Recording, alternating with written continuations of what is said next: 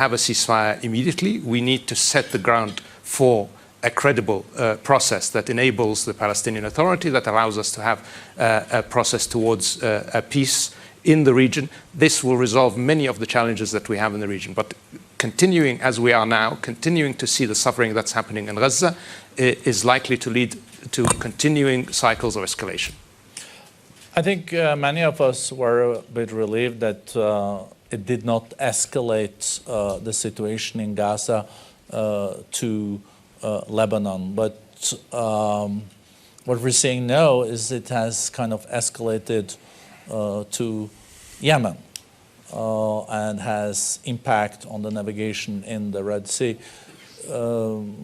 You also in the kingdom had a rapprochement with Iran.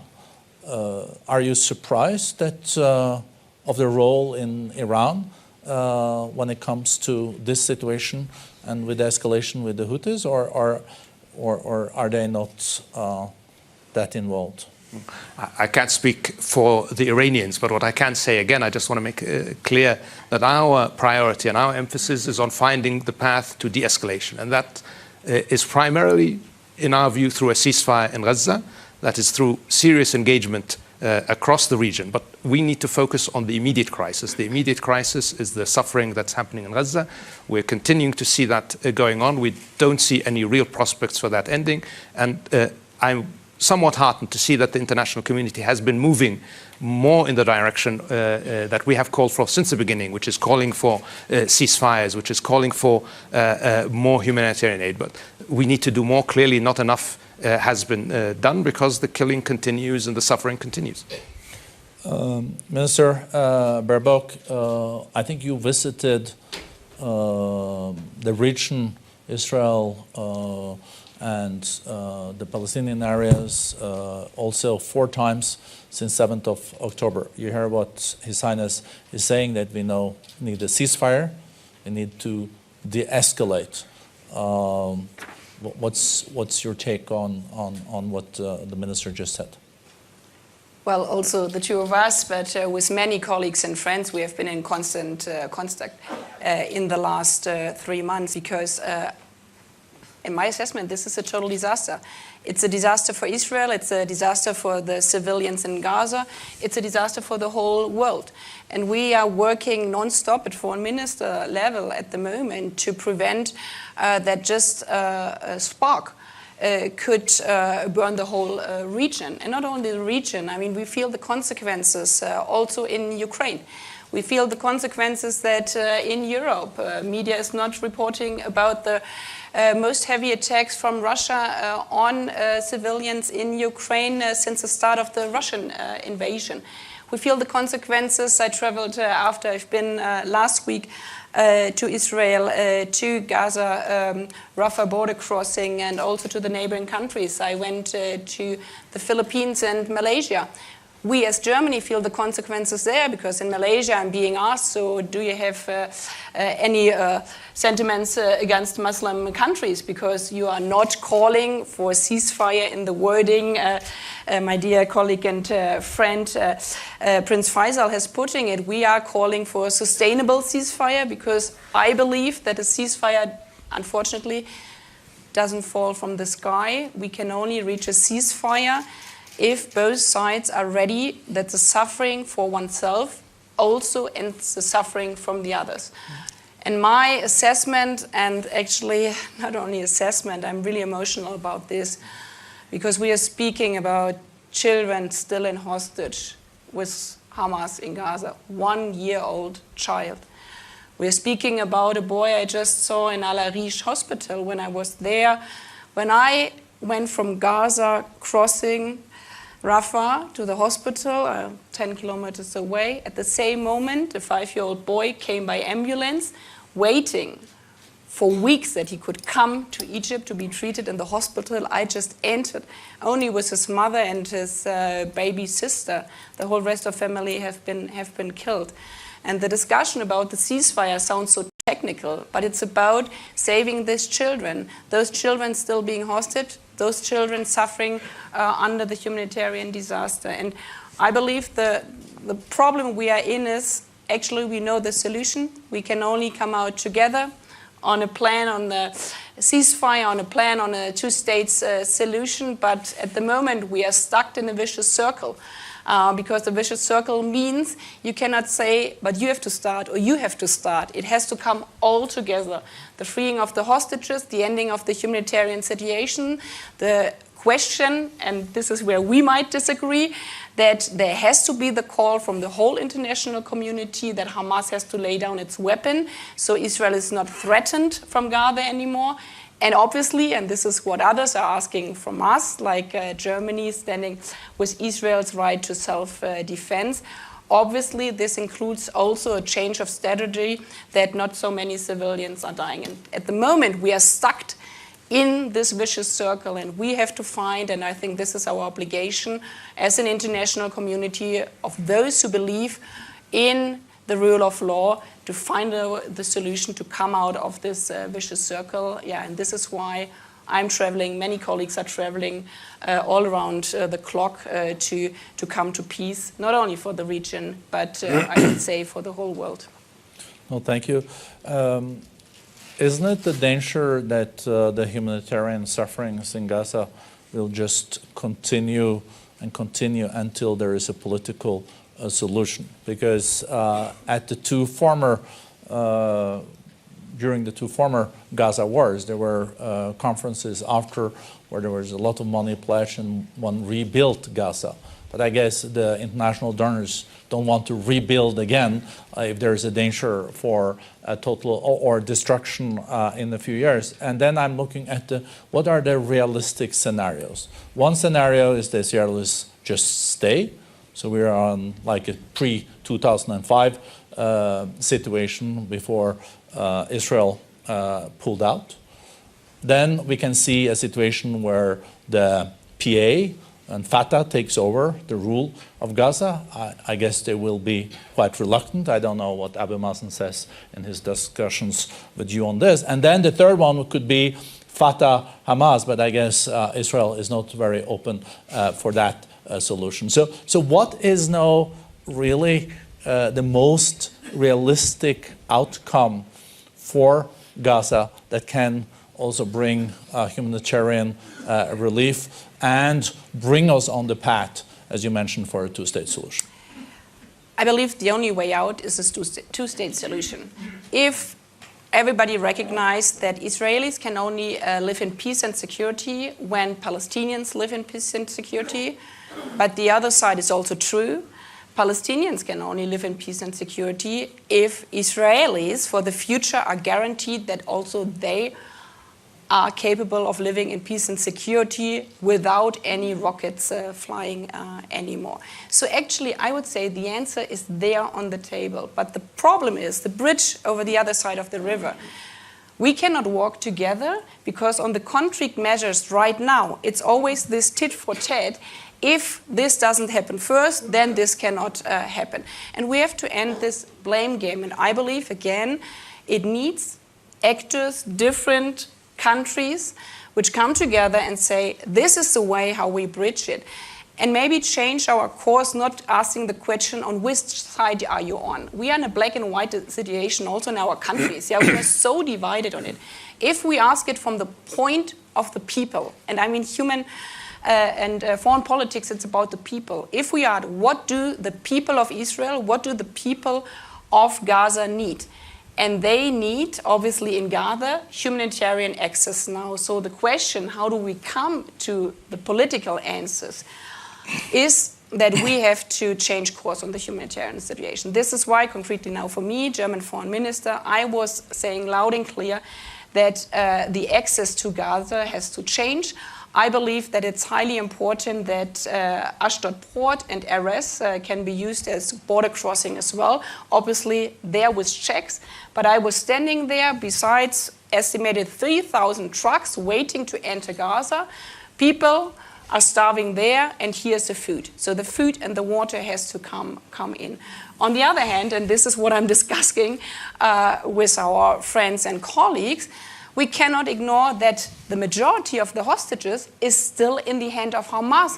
some people think, well, the hostages have been freed now. No, the majority is still in the hand of Hamas. So while speaking about humanitarian access to come in because of the people, we have to say together, and this is my call for other countries who haven't addressed it so clearly yet, to call on the freeing of the hostages, so without any conditions. And if we do both together, I believe this could be the step which we need on then further question of the role of Fatah, the role of the PA. I was there, I was speaking about the question of reforming, about the question of holding up elections. I mean, this was also a discussion before, that we need obviously elections also in the But then you can end up with Bank. Hamas winning in the West Bank too, can't you? Well, this is interesting, and this is why at this moment now, I'm rejecting white and black and white discussions. I mean, this leads nowhere. Yeah, and when I was in Israel this time, I also spoke to researchers, and there were interesting findings. In German media, it was reported that an assessment which has been made in Gaza and in the West Bank, it was reported the majority is now for Hamas in Gaza and the West Bank. When I spoke to the researcher in Israel, actually the finding was it was a majority. If you ask all the people, but it's always the same with polls, the question is, how do you ask the question? And the question, if they would support Hamas in this kind of situation, it was not about 50%. So it was not the majority. Many people obviously said, we don't know. And actually the increase from the support of Hamas, at least to this poll, has increased only by 4 to 6% over the last 3 months. So the rhetoric, which is also there in German and Western media of saying, now there's a big push for Hamas, this is not the finding from the people, because obviously the people are also suffering under Hamas. I mean, they are being misused as a human protection shield. So I think, again, not black and white. We have to address, again, a question for us international players to find a solution. We have to also think, and this is what we are discussing, the day after. So how can we hold election? What would be the precondition? My precondition, obviously, guaranteeing the right of Israel and guaranteeing the right of the Palestinian. Live in peace and security. I mean, these are the international rules the Charter of the United Nations was founded on. And the worst thing we could do is just wait and see. For me, this is no option at all. Obviously, it's very difficult to move one step further. But wait and see, we saw now in the last 3 months, just leads to further escalation. And therefore, I'm really thankful for the exchange here today. No, thank you very much. Senator Coons, in the Arab peace plan, if there was a two-state solution, the Arab countries were guaranteeing also for Israel's security. It was a Palestinian state, but it was a broad regional understanding based also on the global understanding. Listening to Prince Faisal, but also the German foreign minister, is there a possibility at all to break the current impasse? Both in Gaza, when will the war end, how will it end, and also on the two-state solutions? Because there is like almost more than 30 years since the Oslo process now. Yes, I am optimistic that there is a possibility of peace along that framework. 2 months ago, a group of 10 senators, 5 Republicans, 5 Democrats, went to Riyadh, met with the Crown Prince, went to Tel Aviv, met with Prime Minister Netanyahu, the war cabinet, and other leaders in Israel, went to Cairo and met with President al-Sisi. And the possibility of that regional peace, regional reconciliation with a real path towards a Palestinian state is still there. But the conditions on the ground have gotten worse every single day. The suffering of civilians in Gaza has gotten to an unacceptable level. The refusal to deliver humanitarian assistance at scale has become unacceptable. And the continued holding of hostages by Hamas. There was an encouraging period. Qatar helped facilitate the release of some hostages. There's just also been the delivery of some medicines. But we are a long way from resolving this. And making any positive path forward requires a change, both in the sentiments and the leadership in Israel, as well as the sentiments in the region. The United States can and should play a central and a facilitating role. But we cannot make peace where there are peoples not willing to or committed to. This is a shattering moment for the people of Israel to re-examine whether a strategy of having both Hamas and Fatah in the West Bank and Gaza was wise or unwise, whether or not there is a guarantee of security returning to that, and whether or not it's sustainable globally for Israel to continue this conduct of the war in Gaza. I would argue it is not.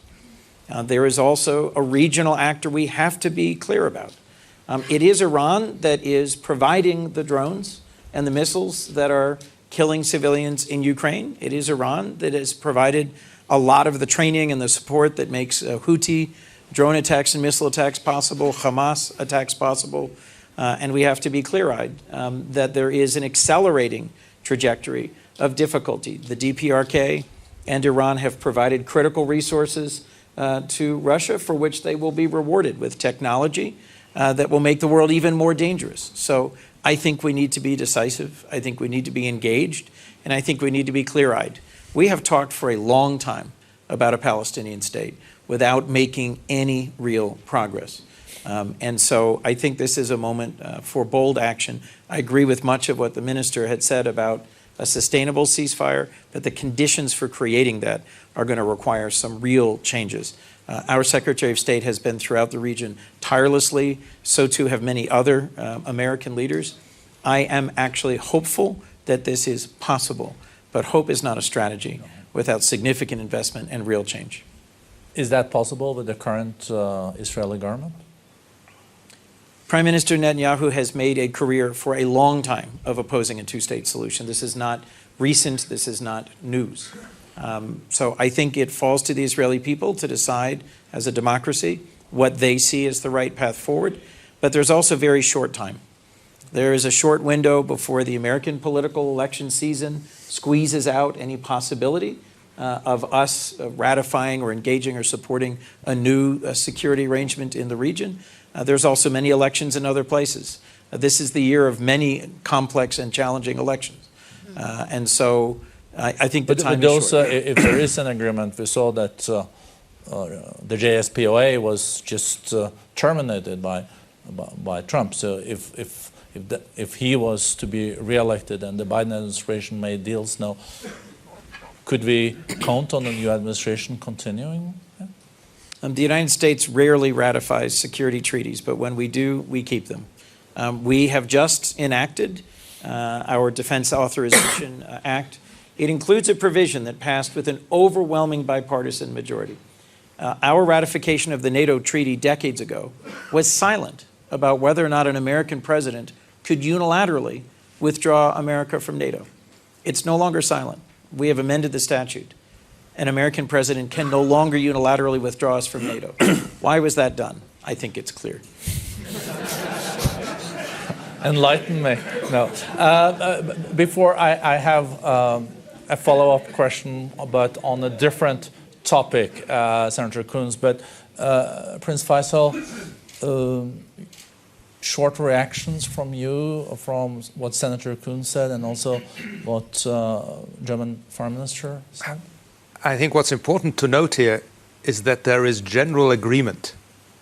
And what we need to do is translate that agreement into concrete action. Minister Baerbock very eloquently discussed the fact that peace and security for Israel is intimately linked with peace and security for the Palestinians. And that's something that we have supported in the kingdom since 1981, the phase proposal on peace. So we are fully on board with that. We agree that regional peace includes peace for Israel, but that can only happen through peace for the Palestinians through a Palestinian state. And I hear from Senator Coons exactly the same sentiment, and this is something that we have been indeed working on with the administration, the US administration, and it continues. I think it's even more relevant in the context of Gaza. The fact is that what Israel is doing now is putting the prospects for regional peace and security at risk.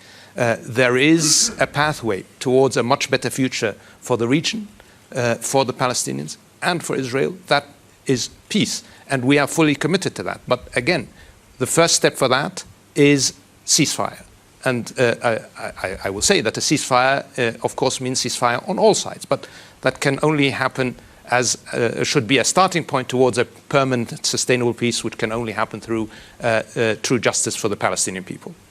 Thank you. And I think also the kingdom has said in that context, it could even be recognition of Israel from the kingdom if that was part of a bigger political agreement. Certainly. Senator Coons, we had Premier of China speaking this morning. Second largest economy in the world, 20% of the global economy. US 25% of the global economy, almost 50% altogether. I think one of the few bipartisan topics in DC is the view on China. But following President Biden's and Xi Jinping's meeting in San Francisco during the APEC meeting, there is no broader understanding, at least establish a kind of a floor.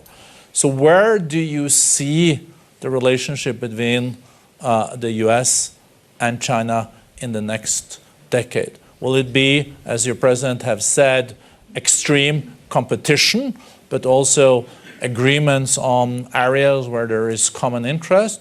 Or will it not only be de-risking, but also in certain areas going into decoupling? Well, I think to a great extent that will depend on the outcome of our presidential election. I do think President Biden made some real progress in reducing the risk of military encounters in the South China Sea, of profound misunderstandings. We have fundamentally different systems and values, but we are deeply interconnected economically. And reopening military-to-military lines of communication to reduce the possibility of an unintentional conflict is a positive step. I believe Xi Jinping also heard there was a delegation of senators that went, and he dedicated a great deal of time to a respectful engagement and heard about fentanyl and its consequences in our country, where it is killing huge numbers of Americans. And that has been driving some of the anger at China, is the nationally shared sense of grievance that the PRC was taking no significant steps to reduce the production and export to the United States of fentanyl. Substantive steps have been taken, and that is a positive sign. We need to now figure out how it is that we can find areas of cooperation, whether it's on climate change or on pandemics or on research, while recognizing that we will vigorously compete. We are each taking steps to constrain the other in terms of technology that are raising some concerns in conversations I've had here. But I think it is also worth being clear that in terms of the international rules-based order, China continues to do things in the economic zones of regional neighbors in terms of constraining freedom of navigation, in terms of their view of the international flow of data and the theft of intellectual property that causes us some concerns and some issues. I also think that Xi watches closely the world's response to Putin's aggression against Ukraine. And it's important that we in the United States continue to meet our commitments to Ukraine, that we continue to work in partnership with the 50 other countries that are determined to push back on the invasion of a neighboring sovereign country, and that we continue our work together to find a way that we can de-risk this relationship in a positive direction for the world. Thank you. We're discussing Middle East, but we're also discussing East-West, but North-South has also been a prominent topic during the last 3 years. There's been lack of trust between the South and the North. Some people would say it started with, not necessarily, but it accelerated during COVID, where you saw that Global South did not have access to the most effective vaccines, and the Global North was then seeing vaccination third, fourth times, and they started to vaccinate children, and there were vulnerable groups not having access to vaccines in the Global South. So Minister Tugar, Nigeria, one of the really big powers in the Global South. You listened to the discussion, of course, so far. But is there a way that we can see a reconciliation between the North and the South? And what has to change from the North? Is there anything that has to change from the South? And what will be the fundamentals of that this cooperation, the pillars that this cooperation will be built on? UN Charter, is it international law? It's very interesting to hear also from the new Nigerian administration on this. Minister. Well, what we have to do is to collectively practice what we preach. So the values that we uphold, democracy, rule of law, need to be practiced, and we need to see them being practiced in the very decision-making bodies or entities for the planet. So to begin with, the UN Security Council, it needs to democratize. Clearly, it is not fit for purpose. Nigeria, you mentioned, is a large country. It is the most populous country on the continent, on the African continent. It has a population of 220 million people. It's going to be 400 by the year 2050. It belongs in a UN Security Council, for instance. And there are several other key decision-making bodies. With or without veto power? Permanent seat. But no more veto powers, huh?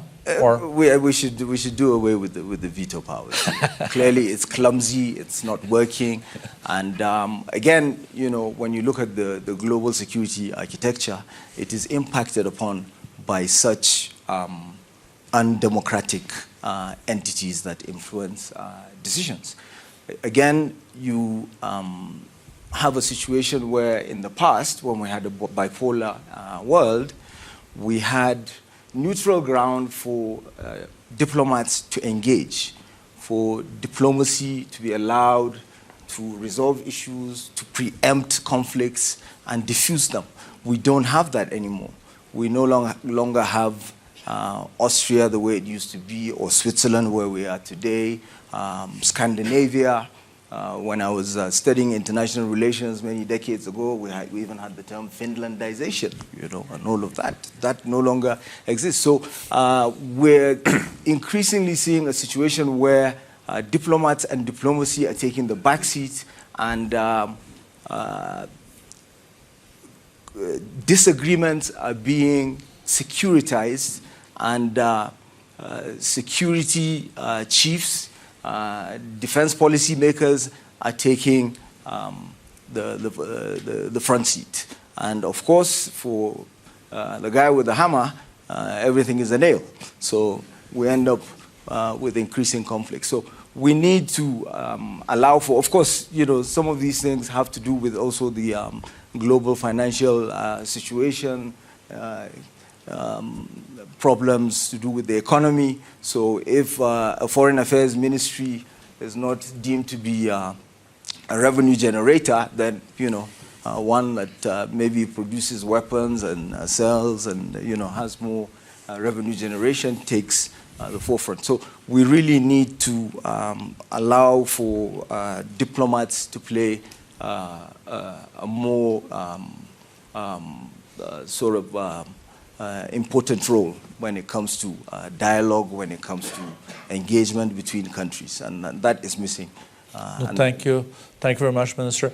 Jens Stoltenberg, first we'll come back to Ukraine, but I asked Senator Coons a question about the US and China, but also the West and China. And last year, Secretary General of NATO spoke about China.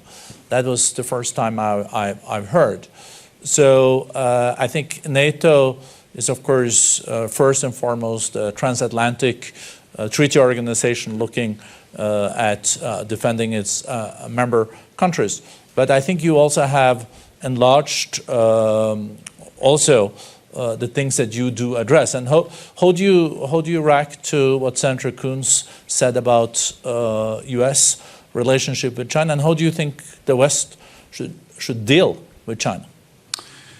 So first of all, you are right that NATO is a transatlantic alliance, Europe and North America, and we will remain a regional alliance. But the transatlantic region faces global threats.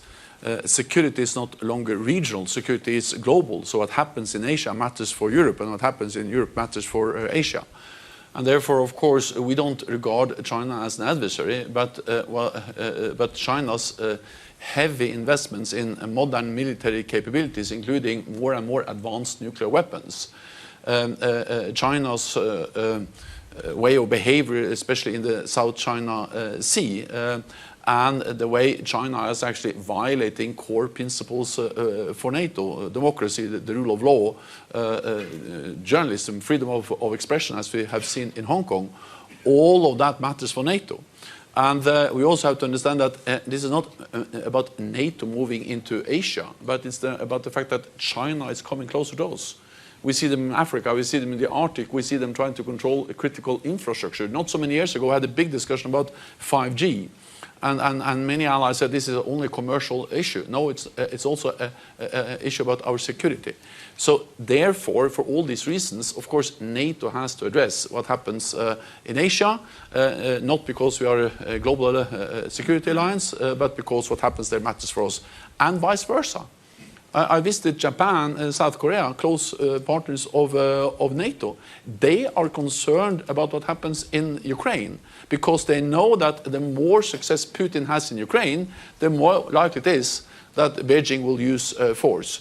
So we have to have a global approach, even though we are regional countries, regional organizations. The world is interconnected, and of course NATO has taken the consequence of that. Thank you. We were at a session together this morning with President Zelensky. Are the Ukrainians winning, or would you say not losing the war in Ukraine?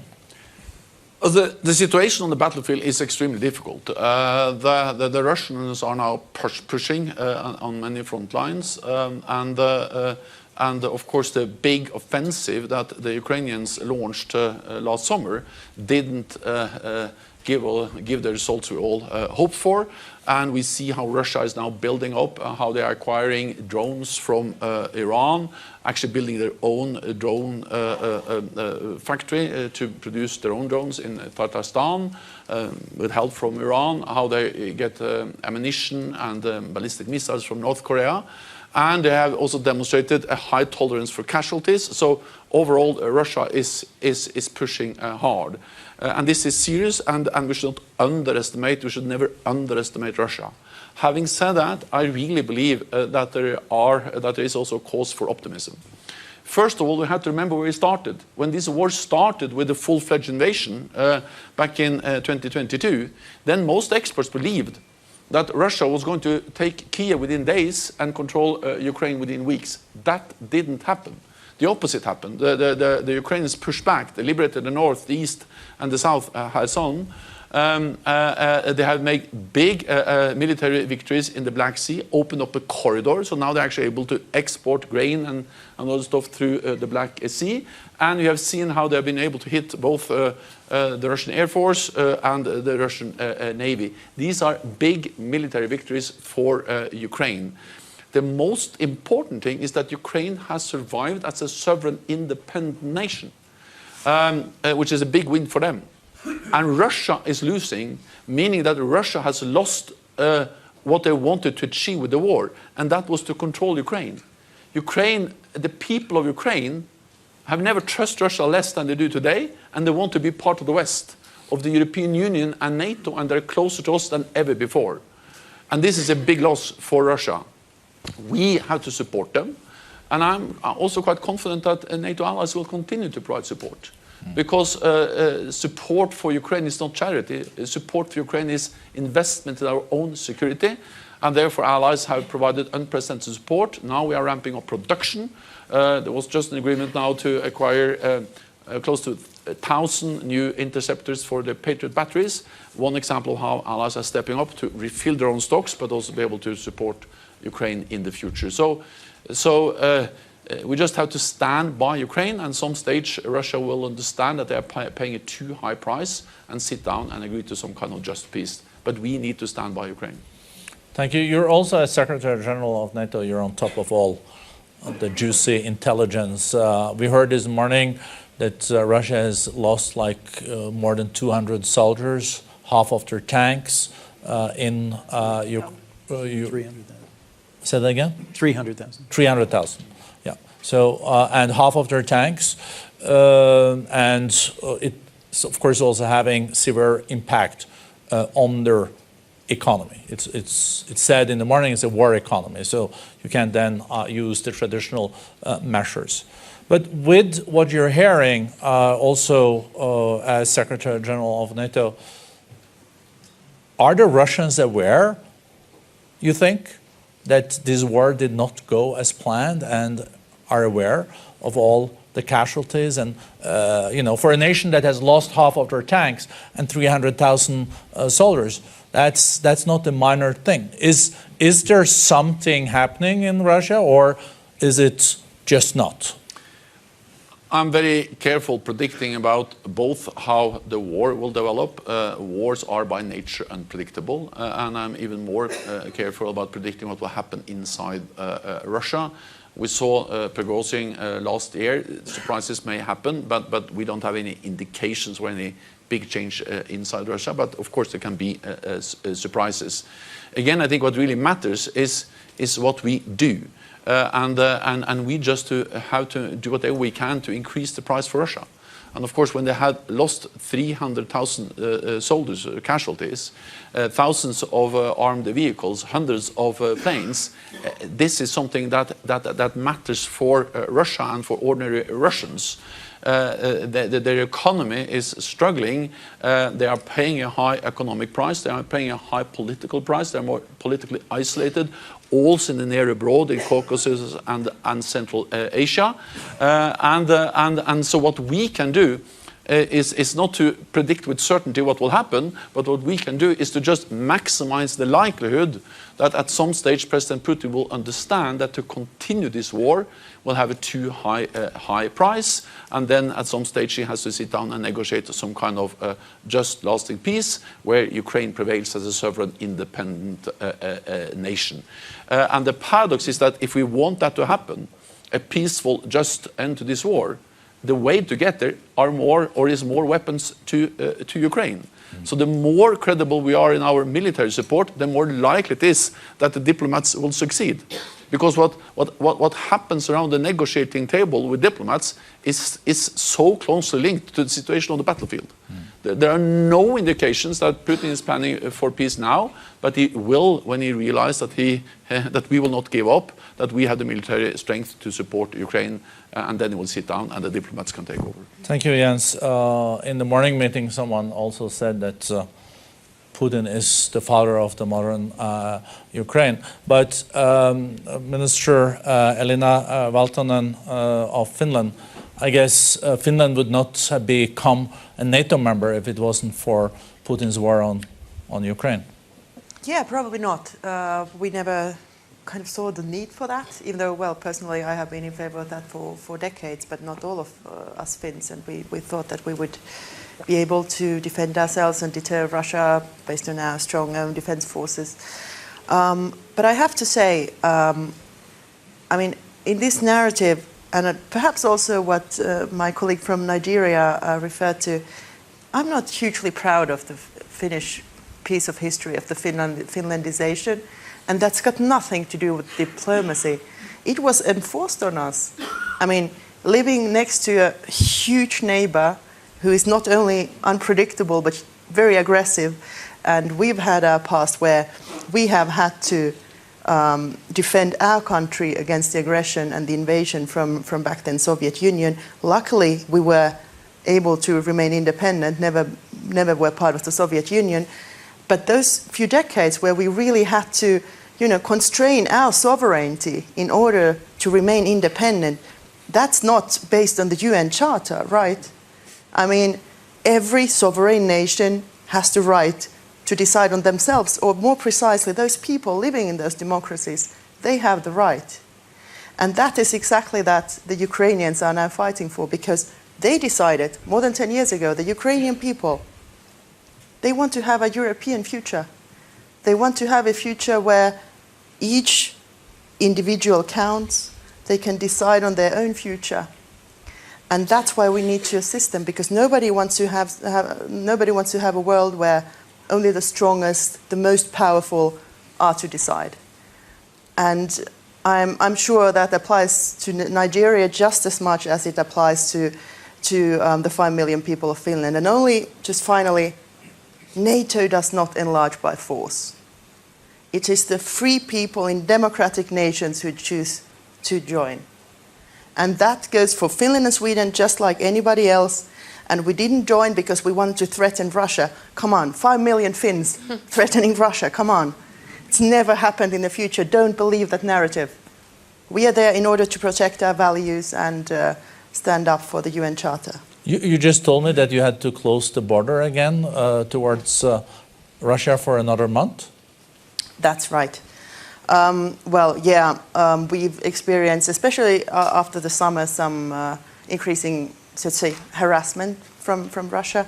So now there's this hybrid operation going on where Russia has not only let third country citizens enter Finland, cross our border without valid documentation, but they have also been, or we have evidence that they are actively mobilizing those people also direct from their original countries, and that's obviously not something we can accept. It's part of our sovereignty and territorial integrity. And plus, Finland is obviously not only protecting its own border, but also that of the EU and NATO. Many of those people who have entered our country, are criminals or have even war criminal records, and some of them, many of them stay in Finland. They have, all of them seek asylum, but many also continue on towards the rest of the Schengen area. And of course, we can't have that happen. Time is up, but Minister Tugar, I think you wanted a short reply. I would have loved to continue another half an hour, but I learned, though, in my political past that you should always end when people still want you to continue. I'm not sure all politicians stick to that, but Minister Tugar, and then I'll do a very, very short closing. Yeah, so real quickly, not a reply, just a reaction. I spoke about Finlandization within the context of a bipolar world and ways to avert conflicts, and in this case, nuclear annihilation. So perhaps that was the price that we had to pay. It was regrettable, but the point I was trying to make was the need for there to be neutral ground for diplomats, for countries to engage with each other to avert conflict. So, but I couldn't agree more with the minister with regards to freedom of self-determination, because what you described could apply exactly to Palestine. They have the right. They have the right to, self-determination, the same way that Finland. Fully agree. So we could, but I don't want us to keep on, nitpicking and picking and choosing which conflicts to highlight. What is important is also that we pay close attention to proxy wars and actions and the use of proxies to foment conflicts in third-party nations. So this is something that is happening that we see increasingly, and unless the diplomats engage with each other, you cannot diffuse such tensions. But we need to roll that back as quickly as possible. No, thank you very much, Minister. I feel extremely privileged to have had the chance to moderate such a panel. Great leaders in their different fields. The title was, as I said at the beginning, Securing an Insecure World. I think we took a small step forward in at least establishing some potential pillars for what a more secure world could be. And to you, Minister from Nigeria, also on the diplomacy, I think we need more diplomacy and not less diplomacy, and both in Gaza, Ukraine, US, China, North, South, East, West. It doesn't hurt to talk.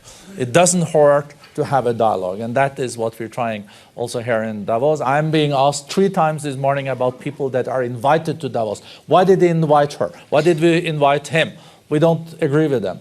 Exactly, that's why they're here, because we can have a dialogue. If you only then deal with the people you agree with, then there will be conflicts. There will be no further understanding. And of course, that's part of the whole disinformation agenda. If you look at something, the algorithms just make sure that you look even more at something that is even more extreme than you look at. Maybe it wasn't extreme at all, but it was a little bit edgy. So thank you very much to the panel. Really appreciate it. Thank you. Give them a big applause.